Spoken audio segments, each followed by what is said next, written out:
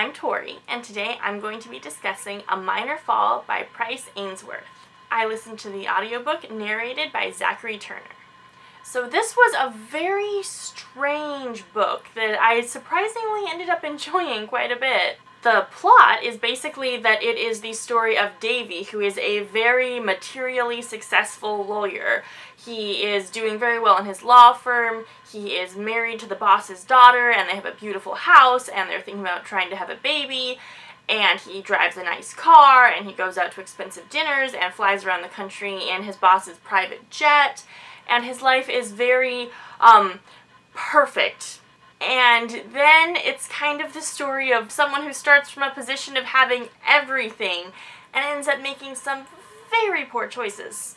But then this story uses the plot to kind of be an examination of philosophy and to talk a lot about the nature of morality and God, and to just kind of have sort of tangents and get inside the main character's head and just sort of have a conversation about philosophy. So I will say that if you are the kind of person who needs the characters in your books to be good people, or to make smart choices, or do good things, then you should not read this book, because that is not the point of this book. This is kind of an examination of all the horrible, stupid, selfish things people can do. And there are very few redeeming characters in this book. Everyone is kind of a terrible person, and the few people who aren't are sort of boring. So don't read this book if you want to be able to relate to your protagonists and your characters, or look at them as role models, because this is definitely not that kind of book. This book was really fascinating though. The writing style is very different from a lot of other books because the plot is definitely happening and it's what drives the story forward.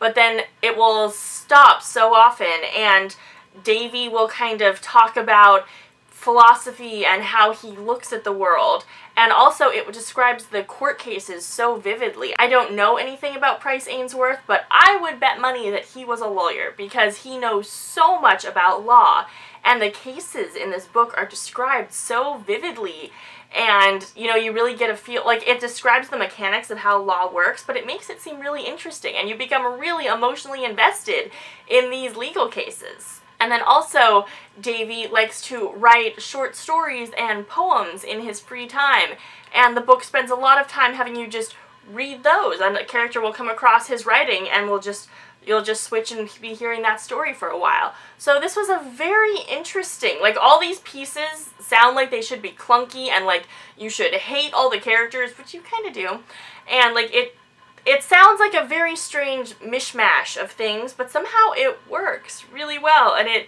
like, if you want to read something that'll make you kind of think a little bit and, not relate to the characters, but just kind of examine human nature, maybe, then this would be a good book for that. So if you want to read it, I recommend that you go do that, then come back to hear what I have to say about it. So it was kind of impressive how unlikable every single character in this book was. And it kind of fell into two categories. There were a couple of characters who actually didn't do anything horrific and seemed like decent people. And those characters tended to be really, really boring. Like Michelle, she didn't really do anything wrong. And you actually get to hear narration from inside her head at one point. But she was just boring. And even though she was like probably the best human being in this book, I didn't care about her that much, and I wasn't that invested in her story because she just wasn't that interesting of a person. And then most of the other characters are very charismatic and pretty likable, but they do such despicable things. Davy does horrible things for no reason and just kind of lets things snowball and become worse and worse. And his father-in-law is running around cheating on his wife and doing all this illegal trading to get money and stuff. And he's still, like, it's still kind of fun to hear about him, which is really weird. For a while, I was also liking Riza, but, she is having an affair with a married man and also sleeping with that man's son and telling neither of them about it. So she's done some very not good things too. And, like, all these people are so charismatic and they just make such poor choices. The person who was closest to being actually likable and not horrible was the law student who Davy almost sleeps with and then Beth does. But she is running around perfectly fine having an affair with a married man. So, you know, it's kind of says something about the rest of the characters that seems like not that horrible of a thing to do in comparison to what all the other characters in this book are doing. And I was really surprised that I actually enjoyed this book, because I'm okay reading a book with characters who aren't good people, because I think that can still tell a good story, and I don't have to relate to a character or want to look at them as a role model to enjoy the story. But I do have a really hard time with characters who make bad decisions, and I couldn't figure out why I was still enjoying this book when Davy made every bad, stupid, selfish decision you could possibly make. And I think the reason was he made so many bad decisions just at the beginning of the book, and was just kind of blowing up his life so much that I kind of thought of it as a foregone conclusion, and that, like, he was going to do horrible things, Michelle was going to get really hurt, bad things were going to happen, and you just knew all of this was happening, and then I just kind of wanted to watch and see how he reacted to it. So it's mostly when people make bad decisions, I'm dreading the result, but I wasn't dreading the result because the result was pretty inevitable. And it's just kind of like watching a car crash, you know, you're like, okay, this is horrible, and I kind of want to see how it happened.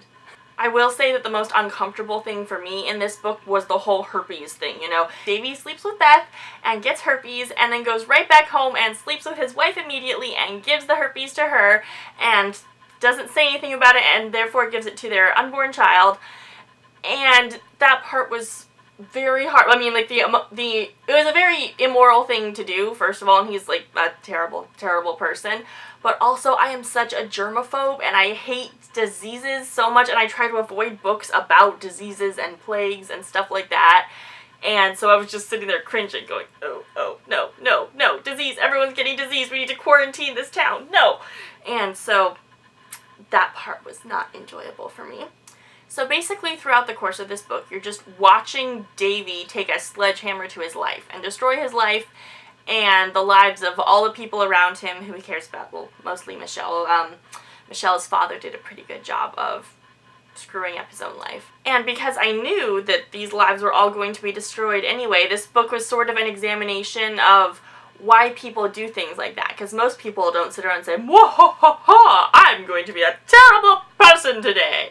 And so this is kind of examining the thought process of someone who makes really horrible decisions like that and does very terrible things to other people, and to kind of see what it's like in his head and how he rationalizes it and where all that comes from. And it's so strange because Davy is still a likable person throughout all of this. You hate him, but you also get the feeling that if he started out making different choices much earlier on in his life, he could have not been this way and he could have actually been a decent person. So first of all, Davy is so disconnected from his life. You know, he has all these wonderful things. He makes lots of money at his law firm, and he has this big fancy house that he can't afford and this big fancy car that he can't afford. And he married the boss's daughter sort of because he liked her, but mostly he was her brother's friend, first of all, and then he loved her father, and her father basically wanted to adopt him. And throughout this book, I just kept asking myself why Michelle's father didn't just adopt Davy, and then Michelle could have gone off and lived her own life, and why it was necessary for her to marry Davy. It's like she and Davy both knew that the strongest connection here was between Davy and her father, so why did they even get married? Like, they really, really shouldn't have, and if they hadn't, things would have turned out so differently, because Davy wasn't in love with Michelle. He loved her in a, she's my responsibility, we've lived together, we're in this together kind of way, but she didn't really matter that much to him. And she wasn't really in love with him either. We have that whole scene that's from her point of view, and she talks about knowing she wanted to marry Davy once she saw her father's reaction to him. So she didn't even really make the choice, her father did. And their whole marriage is so strange. And it feels like Davy just didn't make a lot of active choices in his life. He didn't really choose Michelle, he just liked her father and kind of wound up with her. He didn't choose to have a baby with her, she just talked about wanting it, and he's like, okay, we're not going to talk about it, but I guess let's try. And he didn't actively seek out very many things in his life. And I feel like that's part of the reason that he's so okay with destroying it, is because he cares about Michelle, but he didn't really choose her, and somehow he has a hard time wanting to actually respect her and take care of her and not cheat on her, first of all, and then after cheating on her, not have safe sex with her. Like, Ugh. And then he knows that he's probably given her herpes. She talked to her doctor about symptoms that sound like herpes. And he's looked up, he knows that it can be dangerous for the baby and that you need to take precautions. And he just refuses to tell her. And it's not really that he thinks he's going to miss her or anything, because he's never really been that close to her. They've never had a very close marriage. He just doesn't want his life to blow up, and because he works for her father, he knows he'll lose his job too, and it seems like it's almost more about not wanting to lose his job than about not wanting to end his marriage, and he won't tell her. And there's the whole thing where her doctor has a heart attack, and Davy's warned the doctor, so the doctor, will not let the baby be damaged by the herpes. But then the doctor has a heart attack, and there's the substitute doctor, and then Davy passes out, and even once he regains consciousness, it's like the first thing he says should be, Michelle has herpes, take care of the baby. But he doesn't. He slowly decides he'll meander up to the room, and he thinks he'll sit down and talk to Michelle. And it's just, he doesn't care at all, and he's worried about the baby because it's an innocent baby, and it doesn't deserve to die, and because it'll hurt Michelle, and he's worried about Michelle because she doesn't deserve to go through this. But he's never emotionally invested in all this, and he just watches this. He doesn't say anything and lets the baby get into the birth canal and get infected by herpes. And he never stops and says anything, and he's sitting there thinking, oh, I really shouldn't do that. That's not fair for these innocent people. But, he never talks about Michelle in a way where it sounds like she's part of his life. He never even calls the baby his baby. It's always just the baby. These are people completely removed from him. And so he shouldn't have done these horrible things to them, first of all, but he would have been much less likely to do these horrible things to them if he just didn't have them in his life. They shouldn't be a family. He should not have started a family with these people. He should not be trying to do this because he does not care about them. And even at the hospital, as all of this is happening, his life is blowing up, he's hurting these people he cares about so much, he's still way more focused on his legal cases. And throughout the story, he's so disconnected from everything. His cases are the only things that he cares about. So really, he should not have gotten married. He should not have done any of this stuff. The only thing he's actually invested in his life are these legal cases. And that's what he should have done. And hopefully, the whole kind of arc of the story is that he's done horrible things, but he's seen that there is a capacity for human forgiveness and seen God in that. And that's why, this whole story is an allegory. They even tell you that and talk about why allegories are more important than just saying lessons. That's the point of this whole story. So I guess maybe, hopefully, from here on out, he will just focus on law and not marry people he's not in love with and not have babies he doesn't want and all this other stuff. And maybe he's learned his lesson, but you really wish that he would have just done this to begin with and not married Michelle. His whole life, everyone's lives would have been so much better if he had just not married Michelle. And then so I was almost starting to feel not really bad for him, but at least to see where he was coming from and understand his selfishness. And then they have that final scene, where the baby's going to die. It's been born. It only has hours to live. And he and Michelle go in the hospital room and they get to hold the baby, and you think, okay, they'll spend these moments bonding with the baby. He spends that whole time talking about himself, and he's making this speech to Michelle about why he did what he did, and he's saying, I feel this, I did that, I think this. It's she has hours with her child. You should not be whining about yourself right now. You should be focusing on her and the baby. Forget about yourself for 2 seconds, you selfish jerk. And it just really sends home the point that he is just very, very selfish. And I guess theoretically he will learn from this and do better in the future, but you really, really wish he just hadn't done any of this to begin with. And maybe that's why the book slows down so much at the end, because at the end, the point is really that Davy's a horrible person who did horrible things. And it stops. We have that whole sequence of second-person narration from the doctor's point of view, which is very interesting, because we've jumped into other characters' heads before, and it's all been the third-person narration, but this is second-person narration, which I almost never hear in stories. It's so strange to say, you walk down the hall, you do this. And I guess that's partly to give you a break from thinking about Davy at all, and you get to go jump inside someone else's head and recover for a minute. And then you have the whole sequence where she finds his short story, and you go and read about the short story. And even all the details are so slow, Davy talking to Michelle's father, everything goes so slowly. And it's really just taking that moment to be more of a philosophy book than a story, because the story has happened and the story did not have a happy ending.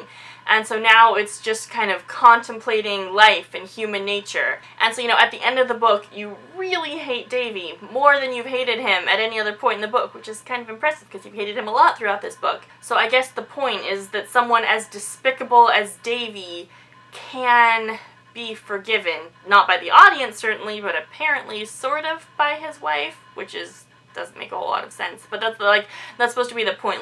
People can forgive each other for anything, and that's supposed to be kind of the message of the book, is the capacity for human forgiveness. And somehow that works, which is really weird because you personally still hate Davy, but you're kind of impressed by humanity as represented by, Michelle. So yeah, this was a very interesting book. I think part of the reason I liked it so much was just the way it was written was so unique from other books, and Davy himself was not likable at all, but the world the book took place in was so interesting. It was so interesting to hear about the legal cases and all the fancy foods they were eating, and just all the reflections about human nature were really interesting. And somehow Davy's horribleness helped the book make its points, and it helped set up this world and make it more rounded. So weirdly, I really did like this book.